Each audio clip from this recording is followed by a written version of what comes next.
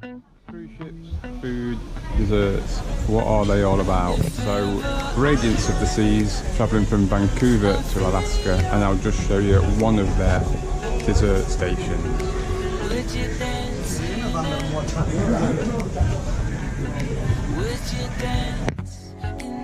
Cookies, chocolate layer cake, pavlova, chocolate bar,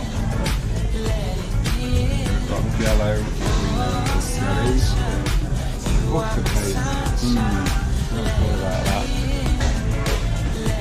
lemon cookies, tomato cake, and again, chocolate bar, can't remember the pavlova.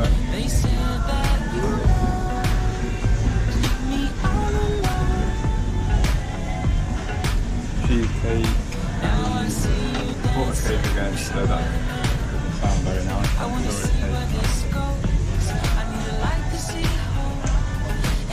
And there you go. That's the selection on one of the dessert islands in the Windjammer on Radiance.